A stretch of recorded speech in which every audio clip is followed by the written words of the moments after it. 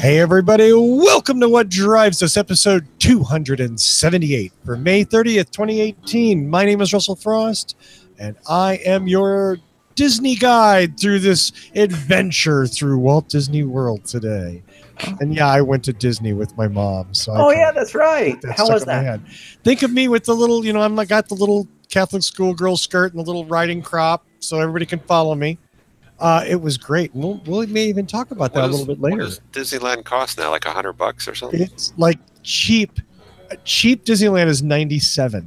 Whoa. For locals. Yeah, that's cheap. And it just gets you into Disney. That doesn't get you into the new California Adventure Park.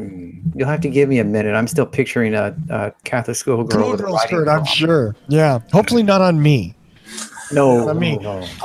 Before I start to introduce... note, I'm going to hang up. I'm out. Yeah. I'm so sorry, Patrick. I really didn't mean to do this to you. My beer today, it is a Stockyard Oatmeal Stout, Joseph's Brow Brewing Company from, of all places, San Jose, California. I know where. Place well known for fine beer. I am well known with Joseph Brau's. You are? Yes. I didn't know that. I'm not familiar with them. Well, wait, Joseph Brau is Trader Joseph. Oh, is it really? Yeah, Trader Joe, when they do different things, like their Italian dressing is Trader Diante Right. Yeah, their vitamins are Trader Darwin's. Right. Yeah, no, I know they changed the name around. I had no idea they had their own beer line. Well, they rebrand, I'm sure. Sure, why not? Well, there we go. It's not bad on first sip. So let's introduce everybody so everyone can talk about their beers and we can get this show going because we actually have a show tonight. My wingman on this show is our man in Chicago. I like to call him Mr. Tony Schaefer.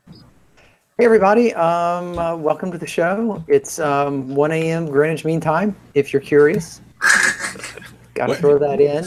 Wait. No beer? And, oh, yeah, that's right. Hold on. Oh. Like Greenwich curious. I got my go-to stand.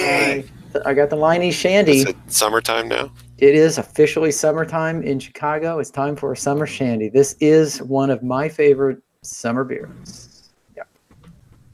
I love me some Liney. Well, the gentleman sort of next to him is going to be the center of attention tomorrow because at 10:15, he is going to be picking up his brand new shiny red Model 3. We think of him as Mr. Mark Coughlin. Hello, everybody. No beer. I am getting ready for tomorrow right now. No doubt. 10:15 metric time? 10:15 metric. That's metric right. Time. That's exactly correct. What time is that in Newfoundland? That's an hour and a half later. Yes. Wow. And a half? And a half. That's the joke. Newfoundland has a half-hour time zone. Half hour. The only place in the world. Oh, yeah. Yep. I had no idea. Yeah. Look it up. I got to get out more. Another piece of Canadian Anna right there. There we go. The only place where you can get a lower third and be off by a half hour. Only in Canada. Apparently, Google likes Canadians more than Americans. I don't know what that's about. Do keep an eye on the Tesla Life. If you follow us on Twitter, the Tesla Life, at the Tesla Life, correct? Correct. On Twitter. And you should subscribe to that YouTube channel to get some video of Mark getting his car. And is it confirmed, like it's there, ready for you, Mark? Well, I haven't got a call saying otherwise at this point. Maybe I'll get a call tomorrow at 9:15. I'm not sure. As far as I know, tomorrow at 10:15. And when did you place the order? Like the day the reservation started, or 4 days later? So April 4th, 2016. Okay. Wow.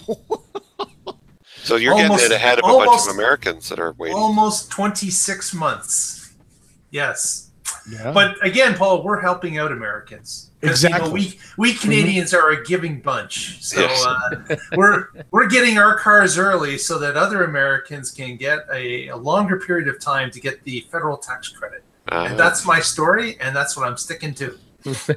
So you're helping fund Tesla until they can ride out the U.S. credit. Exactly. Yep. Exactly. The devious plan of Tesla. Speaking of devious and Tesla, he's a Tesla owner, and he is our man in the Pacific Northwest, Mr. Patrick Connor. Hello from sunny Oregon. And you can find me on carswithcordis.net if you're looking for any of my writings. Patrick's very well quoted writings. Yeah, the whole Moats thing just took off like crazy. Yeah. It was a good piece, even if I disagree with it. We argued about it for like 40 minutes on this show. We did. And I think, and then we exchanged an email or two, and it was like, okay, let's just keep this going forever. Well, next to him is the man who founded Boulder Hybrids in Boulder, Colorado, Mr. Paul Guzik. Hey, everybody. And my beer sponsor this week is Longboard, which, as I was saying before we went on the air, is not from Colorado, but it's all that's left in the fridge, so I'm going to drink it. Nice. Generally, we only allow Colorado beers in our fridge. Oh. Local industry. Right. I thought you took whatever customers gave you for free. Well, that too. But, Yeah. but we've tried to train them to only bring us Colorado craft beer. The return customers are very good. It's the new. And if you are a customer and you're listening, if you bring us beer, you'll probably get a better deal on your service. And that's not just at this shop. Pretty much any shop. You show up with a 12-pack around quitting time, next time you're going to get really good service. That's the extreme service they get. Yeah. That's right. Yeah. Wow. Now it has to be at the end of the shift. You don't bring a 12 pack. Well, no, you can bring it in the morning, but it's always appreciated near quitting time. Right. Because most shops don't let their staff drink during business hours. That's probably a good thing. Yeah. OSHA probably wouldn't allow that. It's probably just a good idea for a lot of reasons. Let's just leave OSHA out. I get great service after they're wasted. Right. And that's why maybe a 6-pack is more judicious than a 12-pack. Depends on the size of the shop. If there's a big crew, you want to spread it around. Sure. There is that, right? You want to make sure your technician got a beer. Exactly. But after they were done working on your vehicle. Exactly. Well, let's start off the news because we do have some fun and exciting news. This week, Reuters published a story about the EU's Northvolt project. This is a project to create what would be Europe's largest lithium-ion battery factory. And oddly enough, they're building it in northern Sweden. I don't know why northern Sweden is perfect for this. I gotta guess because there's nothing else going on up there. I That was my first thought. Yeah, it was. I guess zoning is easy when there's no one around. I don't know. Yeah, I just I can't It seems like what remote I don't know. But anyway. Geothermal. Yeah, I mean, I'm trying to think of everything. Could it be power or But the fact that there's not a lot of people around could make it kind of difficult to find employees. Yeah, well, there's that. Well, you're right? getting close to Norway, which buys a lot of electric cars. There's that as well. Well, this is a proposed $5 billion factory that, if completed as planned, will rival Tesla's own Gigafactory here in the lovely United States of America. The Giga Plus factory, or the? Well, I don't know that the idea is obviously just to make a big factory. Here's the thing that sort of confuses me. This is a $5 billion factory. Volkswagen is in for about 10 million euros. And that's here's 50 cents. Right. Siemens, Yeah. and the reason for this article is Siemens, an enormous global company that does everything, is going to also invest 10 million euros. It's about $11.73 million. Now, I'm not really sure how $23 million helps you build a $5 billion factory, but I guess it's a start, right? $1 million here, $1 million there. After a while, it adds up.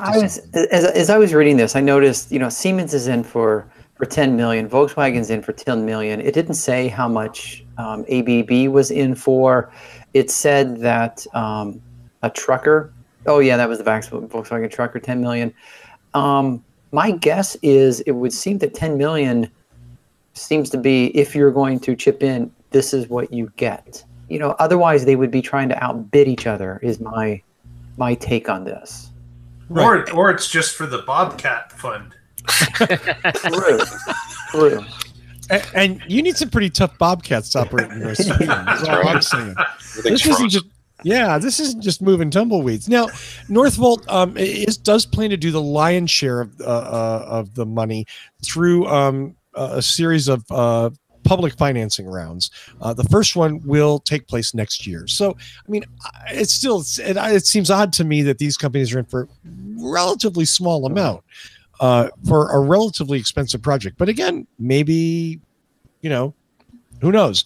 The article does speculate if there is an investor appetite in Europe to fund a project in the EU when, of course, we're already seeing Asia totally dominate this market and the United States just really kind of start to get rolling on the whole battery production thing, which is certainly a good point. The question is the future electric?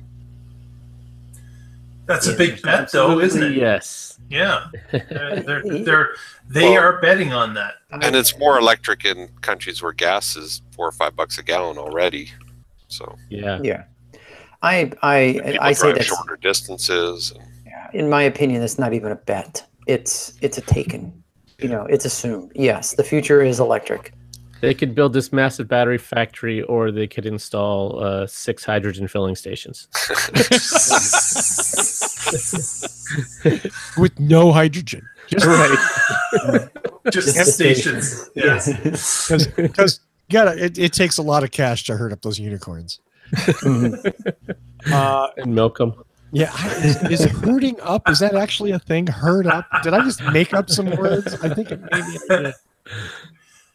Stockyard Oatmeal Stout, what have you done to me already?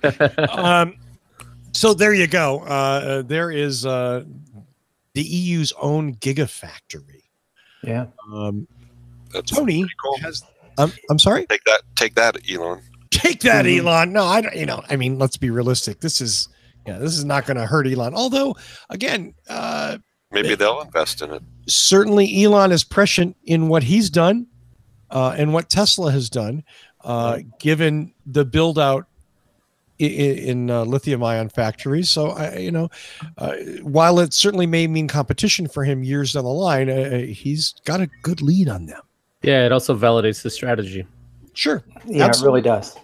Yeah. Absolutely. It's it's good to see, in my opinion. It's good to see, these companies, because these are large companies and they don't throw their money around willy-nilly most of the time. So they predict that this is the future, and they're voting with their dollars. So, yeah. Well, Tony's got another story about lithium-ion batteries. Yeah, speaking of batteries, guess what, Paul? I have another future battery. The battery's going to change the world story. Oh, yes. no. Yes. I know you beat these down, but I love these things. I love seeing where we're going. And this is from car. It will be this one's from Northwestern University. And there's 2 parts to this. The first thing is what they did was they figured out how to squeeze more power into a battery. If you're wondering what that looks like, Russell just put that on the screen. So here's the schematic, literally, that they did to help visualize what it looks like, the cathode structure with lithium ion is in red, oxygen is green, magnesium purple, chromium dark blue, and vanadium is light blue. So they literally built this, and they used this new structure and approach to set a new record charge capacity for these batteries. So that's step 1, is a higher capacity battery. And if you look slightly to the middle and to the right, someone is doping, and I think there might be a doping scandal. Later on. Isn't that illegal? It's a performance enhancing chemical. Not in Colorado. I think it's mandatory. Now, that was step 1. Step 2, and this is the part where the article gets kind of sketchy and predictive. So that part has already been peer-reviewed and approved. Now, the problem is that their new battery does have degradation issues that are unacceptable. So now what they're doing You is, can charge it 4 times and then it's done. I think so. Yeah. But those 4 times you go really far. Yeah. So what they did was they used computer computations and high-speed computers. They pinpointed chromium and vanadium to do lithium manganese oxide. Manganese. Manganese. Yeah. See, this is why I flunked chemistry. All right. Actually, that's not true. I didn't take chemistry. So, I mean, really what it comes down to is they have been able to create and prove the technology behind a battery with a very high capacity that they had said potentially twice current. And but now they have to work on degradation, which is the next phase. So, you know, I say this every time. I love watching battery tech. I love seeing how people are working on this. And but I still agree with Paul. You know, it's not real until we see it in a car or we see it in a phone. Well, but in a car that you can buy. But you know, yeah. But once we see this, and you know, if you take the last 5 years, 10 years, battery technology and battery price, composition, capacity, degradation. I mean, the steps we've made in the last 10 years. I'm looking forward to where we're going to be 10 years from now. And that's the reason I keep reporting on these things. Yeah, and these breakthroughs, you're not going to see that in a car tomorrow, but it does give you a path to show that there is a decade more of improvements that are going to be coming. And they have found ways to fix some of the issues. And yes, there's other problems with that, and that it has to go from the lab to actual production. But this shows you that the rate of increase of batteries getting better 5, 7, 10% a year shows no sign of slowing down. Yeah. There you go. I'll believe it when I see it. It's not magical graphene. It's not nanoparticles. It's not dilithium crystals. But unicorns. Incremental improvements in battery technology. Everybody, I should say not everybody. The dreamers amongst us love to say, well, I don't want to do anything with electric cars now because I know there's going to be a better battery coming someday. Not such a good argument, really, because those improvements are small and incremental and take years and years and years. And at that point, you'd still be riding a horse. So it's okay. Dive in. Lithium-ion batteries are okay. Speaking of diving in, the state of California this week kind of dove in a big way. The California Energy Commission, these are the people that work on or assist with building codes for the state of California, updated the 2019 guidelines that will take effect in 2020 and essentially mandated solar on all new construction beginning in 2020. Now, there's some loopholes, and there are some big caveats here. I've had a really hard time getting into the details, the real nitty-gritty of this. I've seen some summaries, so I'm going to read from those summaries. I suspect the codes aren't entirely completely written yet. I suspect. What we're looking at are ideally this solar is part and parcel of improvement of the building codes in general. So the homes are supposed to be more energy efficient, not just because of solar, but because of better insulation, better windows, better appliances. They're also looking at multi-fuel homes. Not everything in the house will be electrical. They're looking at natural gas for some things or whatever, which again, we can argue about, but this comes into play with the solar array. They're looking at ideally a solar array that will net out the annual kilowatt hour usage of that home. Okay.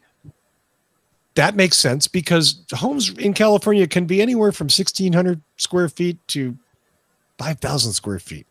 So saying like there's no one size fits all here. Which is very, very good that they're looking at a range. What's weird is the published range they're looking at is from 2.7 kilowatts to 5.7 kilowatts. And this is depending on the climate zone. And there are, I think, 13 climate zones in California. Just to give you a little bit of background before I throw too many numbers at you, the average California home system is about 6.8 kilowatts. Okay, so this isn't a super big system, but again, we're talking about building standards that will make the house more efficient, that will be a multi-fuel home. And the idea is that it wouldn't raise the cost of the home significantly, and it would be balanced out by the savings that the homeowner would see from their energy usage. Mhm. It all sounds good and it makes sense. And lots of folks are already bitterly complaining about making homes more unaffordable, which frankly, you can either afford a home in California. Yeah, you can either afford a home here or you can't. The difference of 20 grand in a solar system, it's not going to be it. Maybe, but not for more than like a half dozen people. So, we're looking at like the median house here is almost $500,000 in San Diego.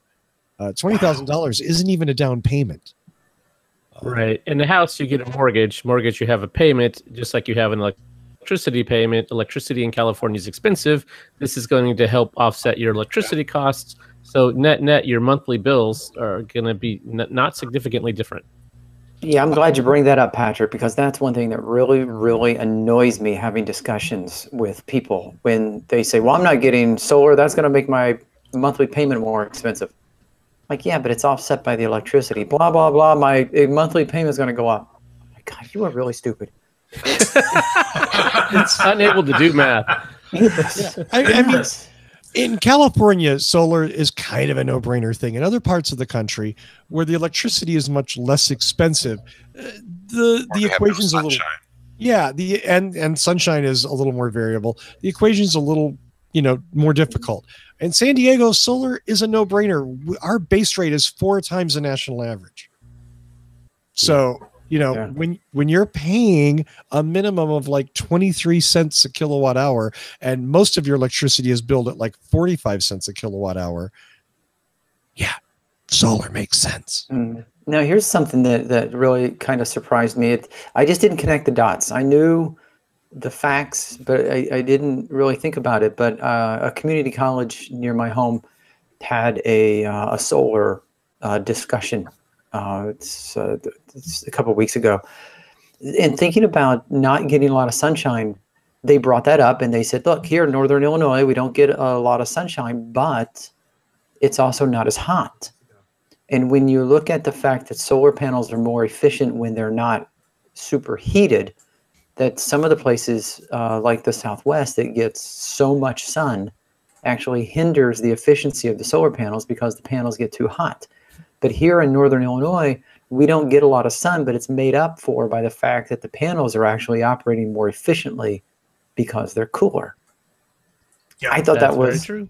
I thought that was just really, again, I knew those facts. I just never put them together. And it's the solar guy had to explain it. And I'm like, damn, that's completely true. I had a solar guy here in Colorado explain to me, around here we get about 300 days of sunshine.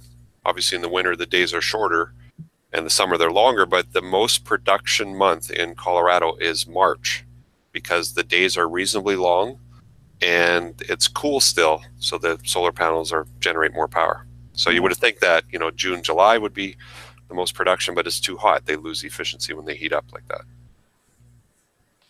Unless you cool them off. Oh, yes. Nobody does that. Do you stand You out have in your electric fans. Yeah, see? Yeah. That's what I was going to say. You use the fan to power the solar. You're getting in that perpetual motion era. Patrick, I'll bet you know how big your solar array is. Oh yeah, we have a 12 kilowatt system. 12 kilowatt system. So again, I think most people, I'm frankly shocked at this article claims that 6.8 is the average size in California. That seems really small to me. I mean, really small. Yeah. Well, but not everybody powers their entire household need. Like they might have a supplemental system or something.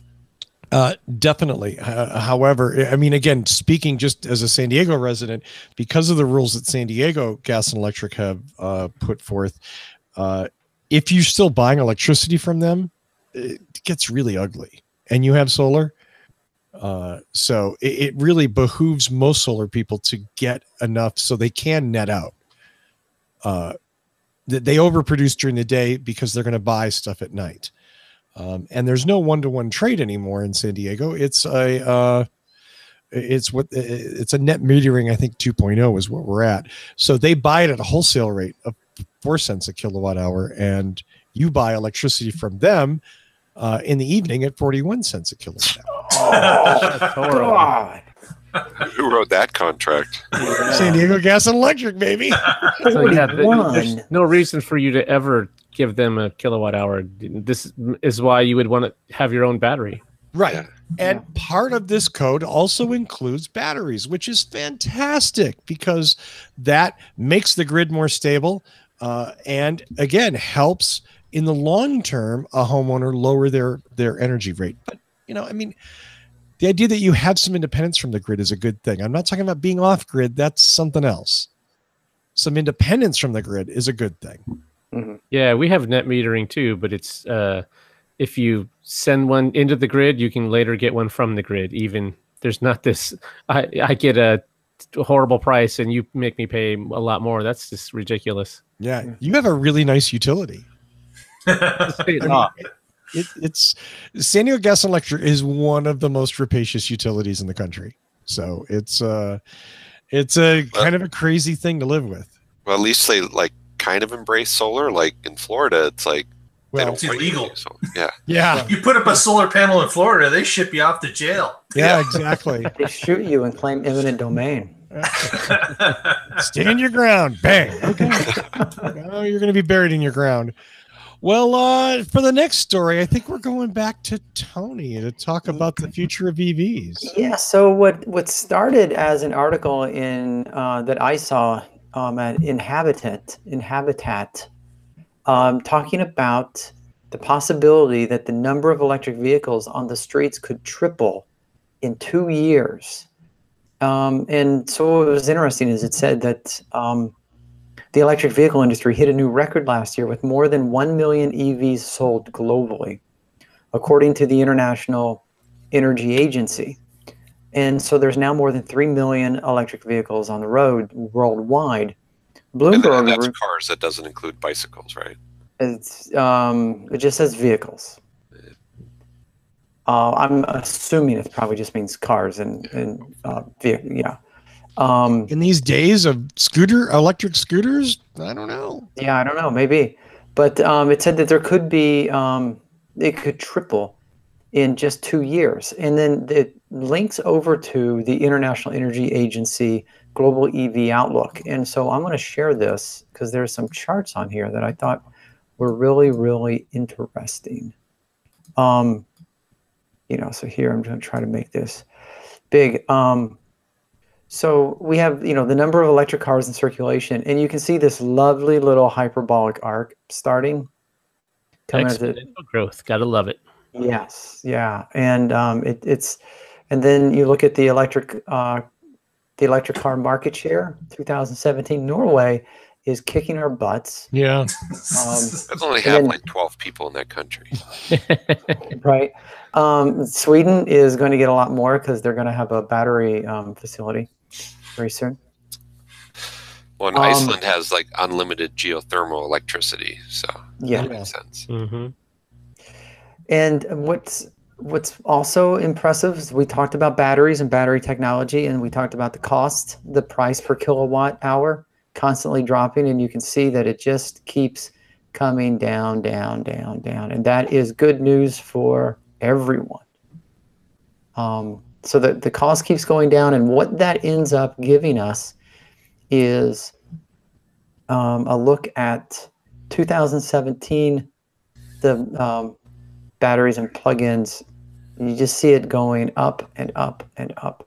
It's kind of jumping between the lines here, but you see where it's going, and yeah, I mean it's just going to feed on itself. I'm not going to recap the entire article, but yeah, their projections seem relatively sound. I like that they don't say it's going to be all electric in 5 years. Just you wait, because you do have to take consideration the fact that there are people right now buying brand new internal combustion engine cars that are going to last 10 or 15 years. But what they're really talking about here is when people are going to market to buy a new car, they are now more inclined to consider an electric vehicle over a traditional internal combustion engine car. And that's really good news. Right. Yeah. So this is saying that we have 2% global market share now, and it could be 6% in a couple years.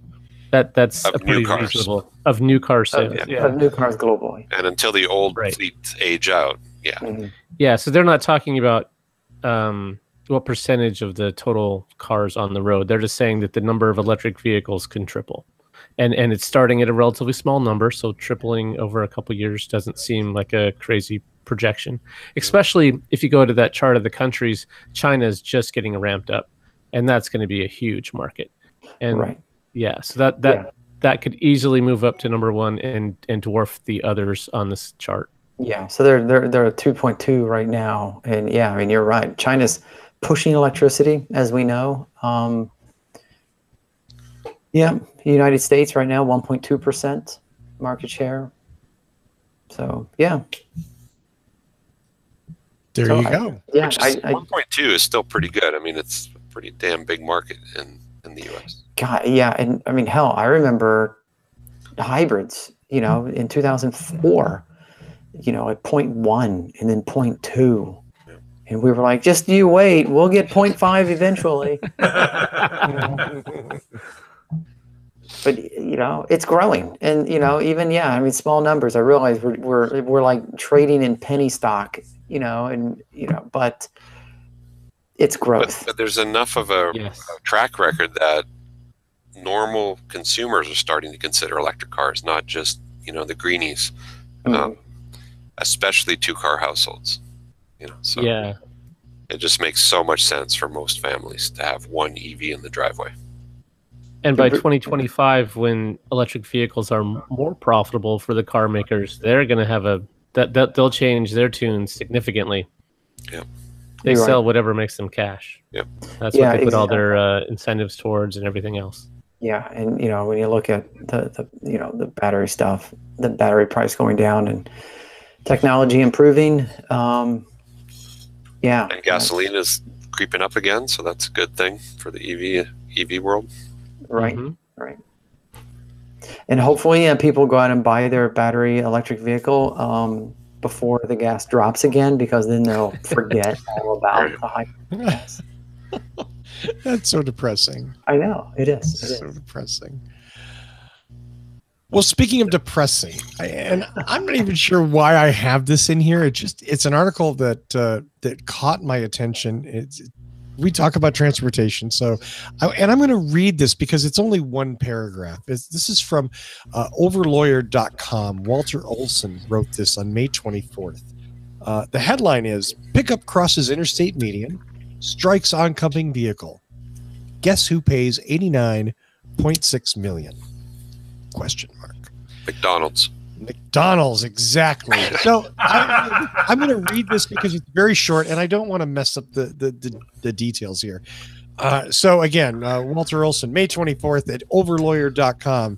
Driver of pickup loses control on Texas interstate, crosses median, and strikes oncoming semi-trailer truck. Among passengers in pickup are 2 kids, 1 killed, 1 horribly injured. Driver of oncoming semi was in own lane, did not lose control, and was driving under speed limit. Plaintiff's creative theory: there might have been ice on the road. The Werner Enterprises, this is the company that runs the semi, manual tells drivers not to drive during icy conditions, so the driver should not have been on the road at all, and if he hadn't, it would have averted that particular collision. Werner, in its defense, not only was evidence contradictory as to whether conditions were icy or just damp, but driver guidelines do not somehow create legally binding obligations to third parties or prove negligence that could not be shown otherwise. The jury in this case, to Werner Enterprises, you're paying $89.6 million. Wow. I hate lawyers. And part of the reason I wanted to bring this up is I think this goes deeper than that, though. This isn't like we need tort reform or lawyers suck or whatever, but this idea, I mean, like, this is pretty crazy. But how do you stop this from happening? I mean, I can understand if the semi crossed the median and drove into the truck. Right. It was the pickup that lost control. But the pickup's at fault. Yeah. You know, Clearly, The pickup is at fault. It broke the rules of the road, like crossing the median. yeah. Is And that if that's- happening every day? Like, come Yeah. on. That's, If that semi truck wasn't there, I mean, it could have been a family in a Honda Civic that truck would have destroyed. And if it was icy enough for the But truck the to not be on family the in the road, Honda Civic didn't have the insurance to cover an $89 million. No, they didn't. They didn't. And keep in, this is Texas. Texas is an interesting state from a legal perspective. Patent trolls love Texas. There's all sorts of little oddities about the Texas legal system that isn't necessarily as common throughout the U.S. I'm not saying that this particular decision is specific to Texas and would only happen there. I'm just saying that's a little bit more likely.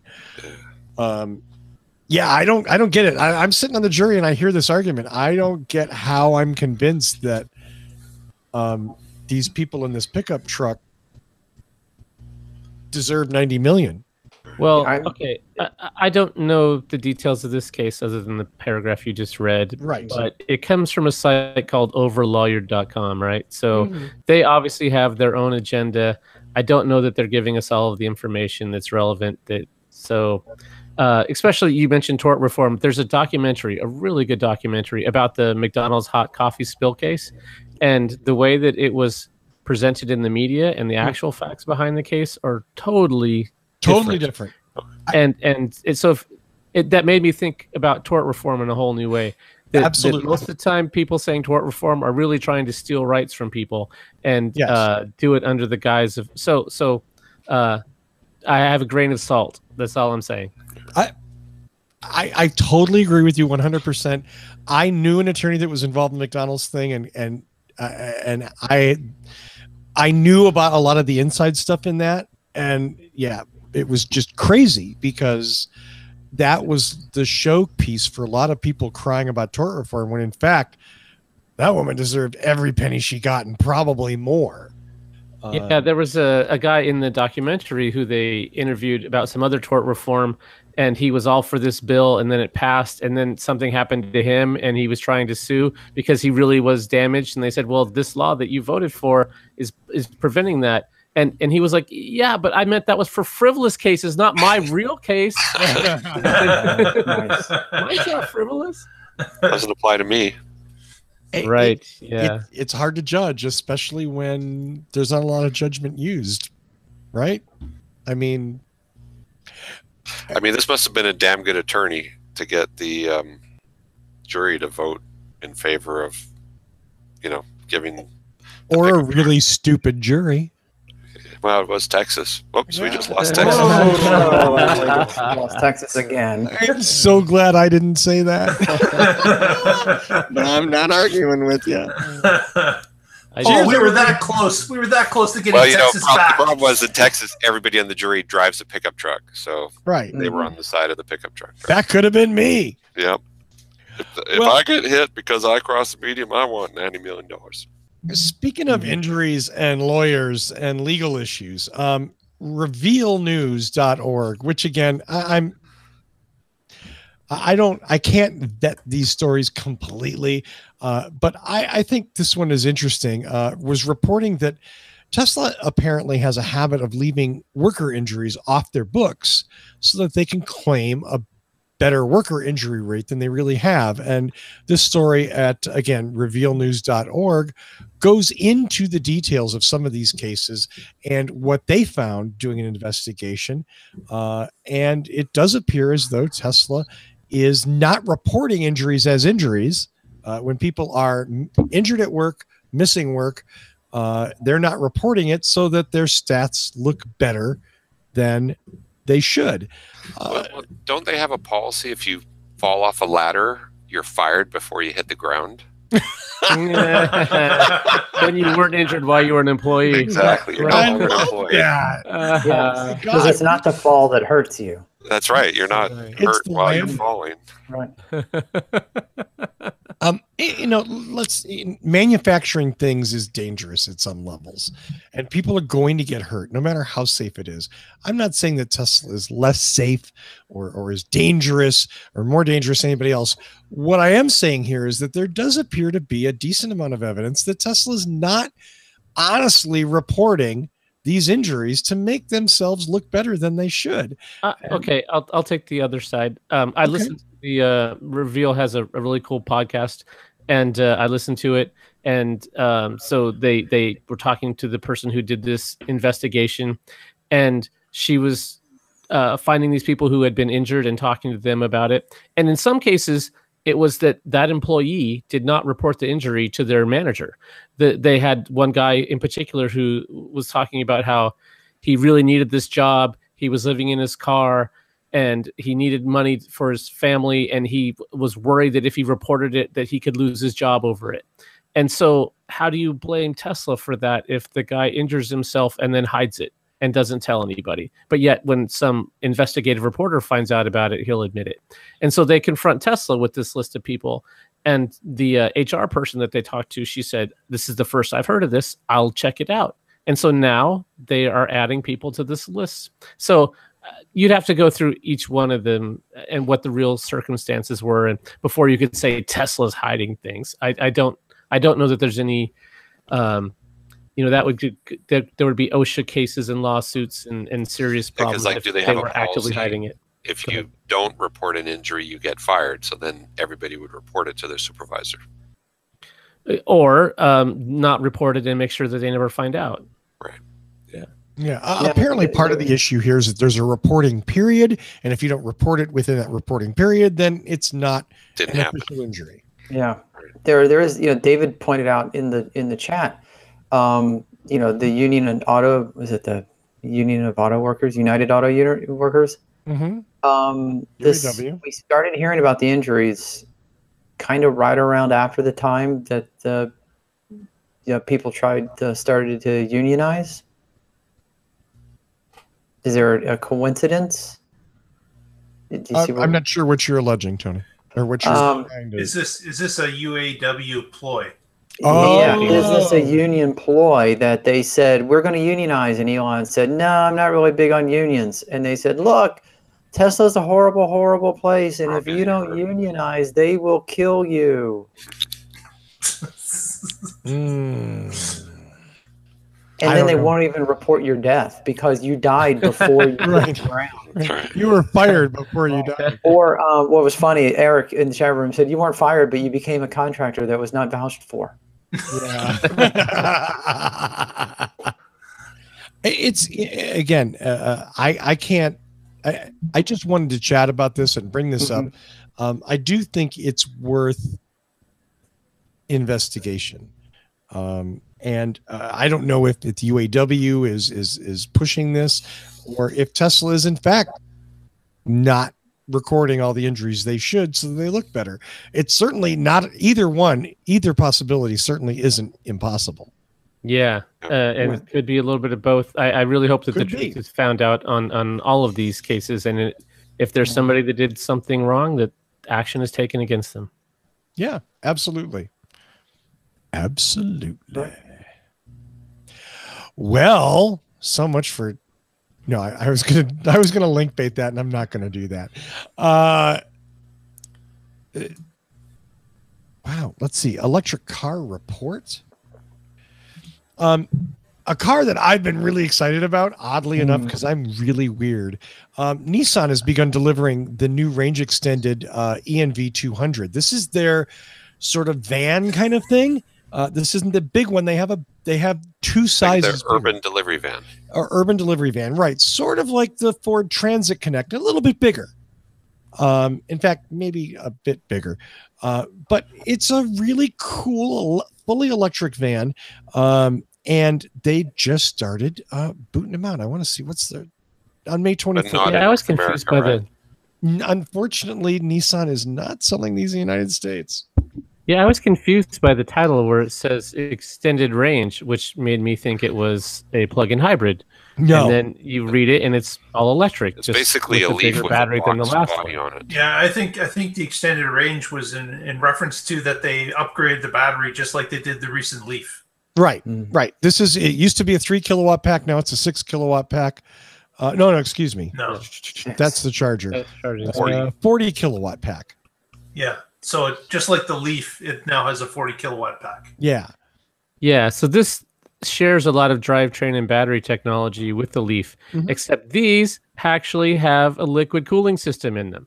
Wow. Who thought of that? Yeah, Actual what a great thermal idea. management, huh? Yeah. Who would have thought? I got to get me one of these. These are damn sexy. I think it looks totally cool. I think it's awesome. That'd be a and sweet little camper van. we need them Yeah, here in would. the U.S., Nissan. Come on.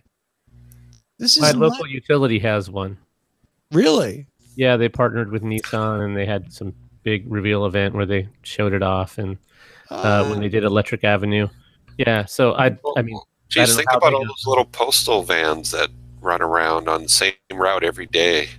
That would be perfect for them. And Absolutely. they probably already make them in right-hand drive. So Eric from the chat room indicates that it is an optional liquid cooling for the vehicle. Optional. do you want it to last more than? Would you like your vehicle to last more than 2 years? Well, If you buy- nope, if you I've buy got a liquid 2-year cooling, lease. you I get don't care. Your battery won't poop out on you. If you're buying it, then it's the option you buy. If you're leasing it, then no, you don't. Right. There you go. Exactly. Well, that's all I got on the ENV 200. I just love the idea of an electric micro van. I don't want to say it's a minivan because it's smaller than that. And I love the idea for commercial use. I think it's perfect. And I think there are some consumers like me who would love to have a chance for something like this. Yeah. It'd be great for going to IKEA. Oh man, it'd be great for doing all kinds of cool things. Costco. After they've built it and they've got it Except picking up- designed. It not very good at picking up chicks. I'm pretty sure. Me? It would Oh. be Nobody wants to talk to me. No. But that's the thing that's silly, right? Like this car exists. It's engineered. It's ready. It's just put them on a boat and send them to North America. That's exactly where I was going. Yeah, after you've done all the hard work to design and make it, why wouldn't you want to sell it in as many markets as you can to recoup all that capital of designing it? Are you kidding? And Have you seen how litigious they are in Texas? I don't want to deal in that market.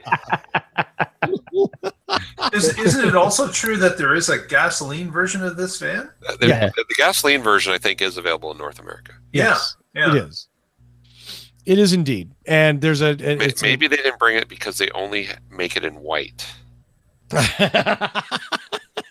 I mean, how many times have we said though, like, why can't there be more of these? Why aren't they selling these here in the U.S.? That kind of thing when it comes to electric vehicles.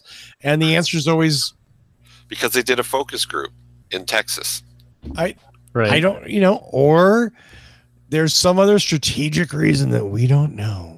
You know what I mean? Like they're losing money and they have to in the EU, but they don't have to. At the I very don't- least, you would think that Nissan could replace some of their own delivery vehicles with these. Yeah. Mhm. Sure. But Sure. that would have stronger amount of people than asking for it. They probably don't want that. Or sell it in the carb states where they get the carb Yeah. credits. And it Yeah. would be Yes. profitable. Yeah. Apparently they have all the carb credits they can use because of Leaf sales. I do Wow. not understand it. Yep. Yeah. I would love the chance to drive one of these and check it out. Yeah. Well, let's have a little fun, shall we? Tony has the next story. Well, I don't know that I would call it fun because here is a picture. We all know the spaceman, and then we also have Malawa Yousafzai. It's always just Malawa, right? Just say Malala. That's Malala, fine. the woman in India who was shot for going to school and now promotes. These are the last known photos of these two. There was an article at clickhole.com that reputable site. Yes. A reputable site Reputable. of accurate news that said that I don't know. unfortunately This the might be car fake news. half burned up on re-entry and then landed right on top of Malala.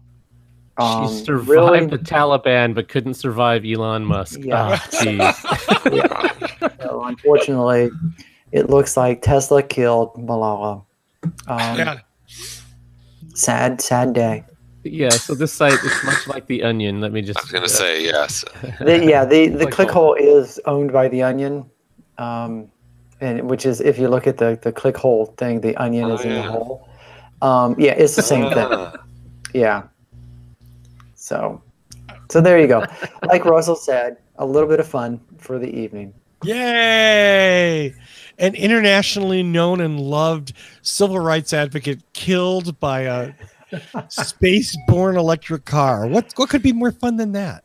And if you don't already know about The Onion, international viewers, go to, was it just onion.com? And I don't know. read and laugh. It's all satire. Unfortunately, some of the satire is far too accurate to be funny. But some of it is really. I remember the very first Onion article I ever saw before I even knew what The Onion was. I was flipping through it, and this was literally 1927 or whatever, and the headline read, "World's largest metaphor sinks." I'm like, that's it. I'm in love with it. Well, they used to have a print paper. Yeah, And they still yeah. do. I think- Only around Madison, because they're located in Madison, Wisconsin. Yeah. If you're in Madison, you can still find The Onion for free. On paper? But they don't ship it anymore. It's just not worth it. So it's all online. So would Am I, Tesla have to report this as one of their injuries? Yes. He doesn't really work for Tesla, so I don't think so. Yeah, it doesn't count. Keep that one off the books. Good. Yeah, she's not an employee, so no big deal. One of my favorite Onion articles a couple years ago was like, Toyota recalls the 1993 Camry due to owners should have bought something newer by now. And it goes on to say how reliable the car was and it will run forever, but come on, like, don't drive a 1993 car anymore. All right. One of my favorites was a bunch of people sitting around a table talking about how wind turbines were bad for the planet because they were going to blow us off of our orbit.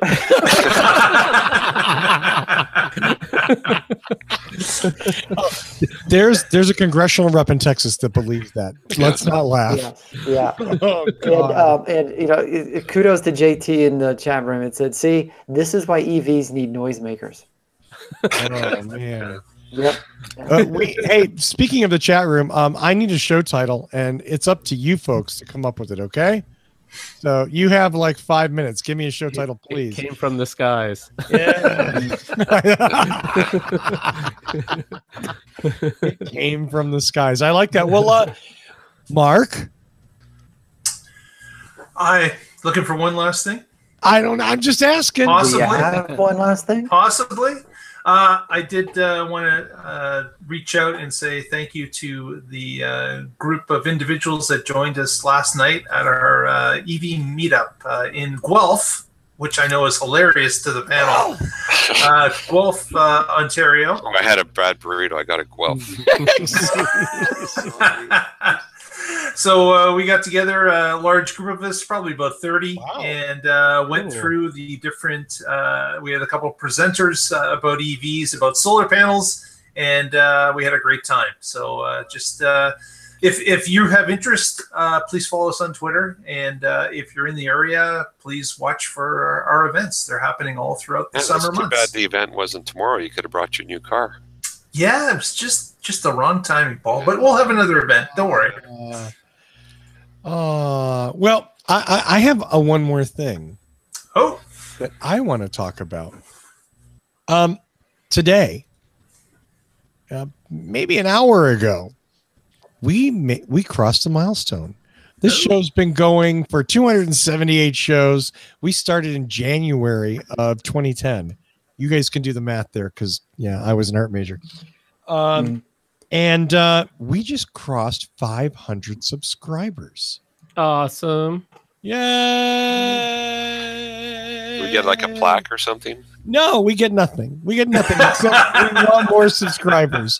But seriously, huge thank you to all of you who subscribed, all 500 of you idiots. I love you all. And thank you for subscribing. Even the ones in Texas. Yeah. Even especially the ones in Texas. They need love more than anybody else. Yeah. It just dropped down. You refresh. It just dropped down.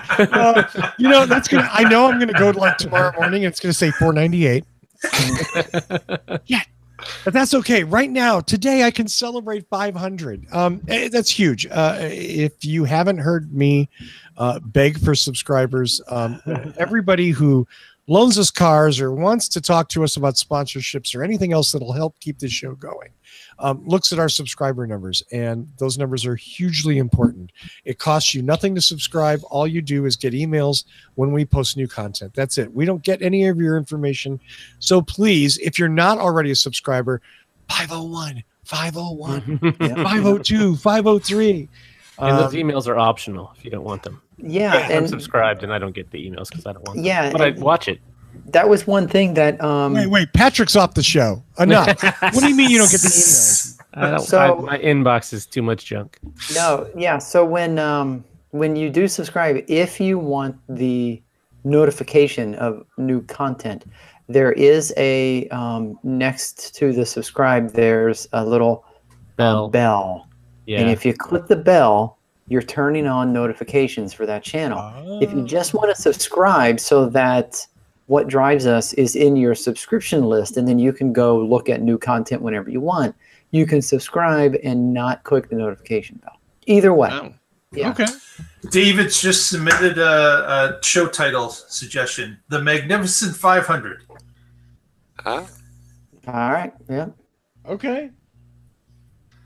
Thank you, Mark, and thank you, David. Oh, Yeah. I got something to say. I saw something really weird the other Go, day. Paul, go. On Memorial Day, I was at home instead of working, and for some reason, I turned on daytime TV. I was bored, and I saw The Price is Right. Oh, God. And believe it or not, they were giving away a Model S on The Price is Right. No. Wow. And the lady didn't guess the right price, so she didn't get it. But Oh. They were I giving thought that away- was pretty wild that they have no advertising, but they gave a car The Price is Right. Wow. So, I've seen a Chevy Volt given away on The Price is Right. but it was a Model S. They didn't do a Model 3. Right. What did they announce what the price was? Yeah, it was like 86 something. Was it so some? Oh, Mark saw it too? I saw a Chevy Volt being given away at The Price is Right one time. You'd I have can to understand know. Chevy because they've been a sponsor of that show for 30 years or whatever. Yeah. What battery and was it performance and ludicrous, and then you can get a pretty good idea Yeah. if you're in the know. But Right. Mhm. Yeah, that's Anyway, what I was. that thinking. that blew my mind. That Tesla on The Price is Right. Wow. That's not a cross promotion I would have predicted. You know, that's just. But whatever. That's cool. You know what? Right. How effing cool is it that an electric car is on Price is Right on daytime TV? Yeah. Right. Because all the people who watch daytime TV can afford to buy them. All I'm saying is it's not like some sort of freakish weird thing. But you you know, think like, they could have like donated one to the Sierra Club for like a charity raffle or something instead? Like that would get more traction. no argument there, but you know, But hey, I'm not in charge of that. the marketing at Tesla. Yeah. There's someone in Palo Alto or Fremont that gets to go. Yeah. So let's do some shout outs and go home. You know what, Mark? I'm going to pick on you. Just say hello to the Waterloo Region EVA, and thanks very much for last night. And have yourselves a good evening, people. And I am getting some rest for tomorrow. Yeah. Yeah, baby. So It's I'll, gonna be I'll like Christmas Eve. You're not going to be able to sleep all night. Twas the night before Tesla. Yeah. episode 54. There we go. Well, yeah. Hey, congratulations, and look forward to Mark's pickup journey tomorrow. Hopefully posted on the What Tesla is Life. the Ontario rebate mark up there? For the Model 3, it's 14,000 Canadian dollars. Wow. Not shabby. 14 grand? And was that program announced before you placed your reservation? No, it was. I knew about it before I placed my reservation, so it was active before I placed my reservation. So that 2 years certainly ago. was a helper in deciding. It was a huge helper in deciding. Yeah, 14 large. Yeah, that'll pay for your larger battery pack and some autopilot. Yeah, I mean, that's like it's what? a good bonus. $2.25 American? Yes. No, that sucks. Why do I do that? I'm sorry. Paul Guzik, do you have any shout outs, sir? No, I'm just going to say see y'all and check out my website, boulderhc.com, and that's it. There you go. You've heard this video before. By the way, Stockyard Oatmeal Stout. Big thumbs up. Big thumbs up. Delicious. Just saying. Patrick. Hello. First, Mark, congratulations on your soon-to-be car, and you'll be joining the cult real soon. That's awesome. Comes with a big jug of Kool-Aid. Right. Yeah. When Russell wants to start throwing these barbs at Tesla, I'll have someone else here to help me defend. Yeah.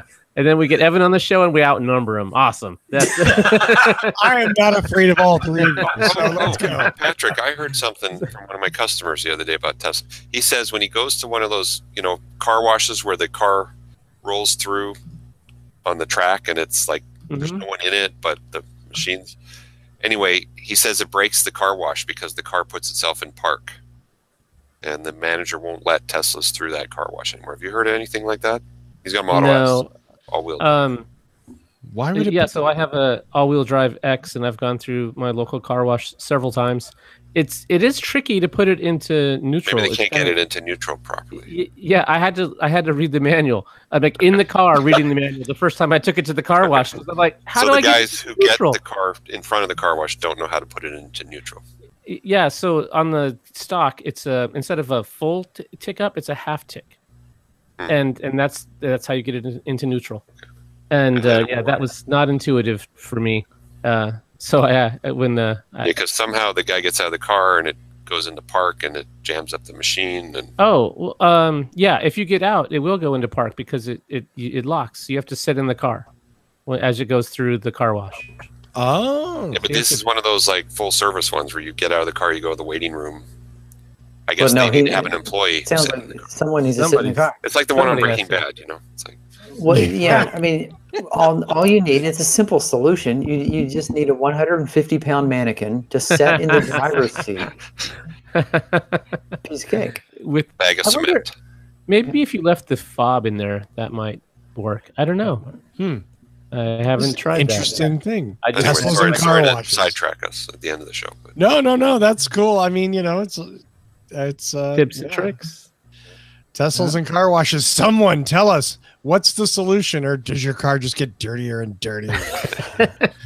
Wash it yourself, you lazy bums. Yeah, there we go. Exactly. Get a hose and a bucket. It was good enough for your grandfather. Tony.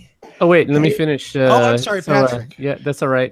We talked about solar panels a lot. If you want to get some Tesla solar panels, you can also use my code. I gave my code out earlier for a Model S or X, but it also works. You get a longer warranty on the solar panels if you use someone's referral code when you buy Tesla solar. So it's ts.la/Patrick 7819 7819. Patrick 7819. Yeah, Patrick was just on the verge of giving that other Patrick that referral.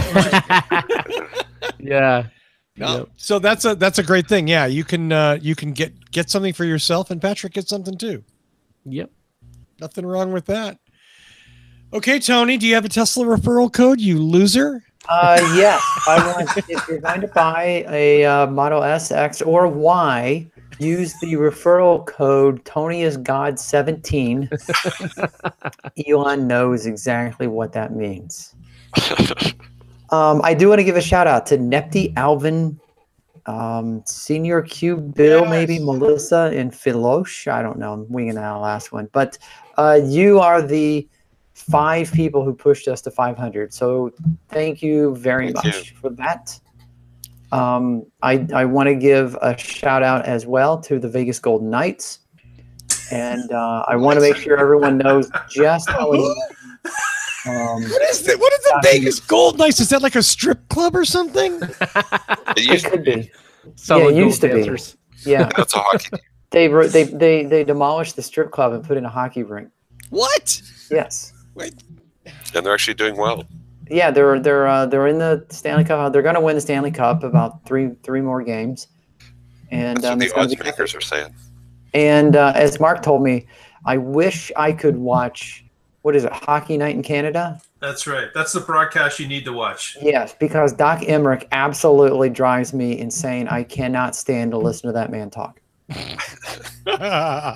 So, I mean, I realize he's probably not going to subscribe to the channel anyway, so I've got nothing to lose there. I want to say thank you to all 500 people who have subscribed, especially those first like 450 of you that have been with us for a while. Thanks. And the newest 50, thank you so much for helping push us over 500. And if the new people are bored, there's a lot of archive shows they can go back and catch up on. Go back and watch those. We have reviews. exactly. We have special event coverage that's there. And if you have questions, you can go to facebook.com/whatdrivesus, post them there. You can post questions on the comments. I actually read and respond to those, even the ones that are really rude about my reviews and hate me. Hey, those are the best ones. Yeah, I do he does respond. respond to all my comments. I will do that. I'm kind of crazy like that. So I just appreciate that people care enough to interact with us. So thank you to all of you. A big thanks to Shauna, who I know has driven us over the top there on that last 500 bit. Way to go, girl. And that's it. Thanks, guys. Nice show. I have the chat. It scares me when I have the chat room and the video's yeah. frozen. I'm like, oh my God, the video froze. As always, thanks to Michael Mandering for our theme music. Visit us at facebook.com/whatdrivesus.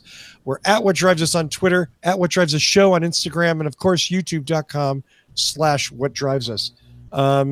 Anything else, guys? Nothing. No. Onion Camry article. Read the Onion Camry article, and if you have a 93 Camry, for God's sakes, it's time. Get something newer. Yeah, let it go. Let it go. Toyota safety sense alone is worth buying a new car for. Okay. Buckle up, And folks. that's it for this week. Download us next week, as we used to say. Although, just tune in next week and find out what drives us.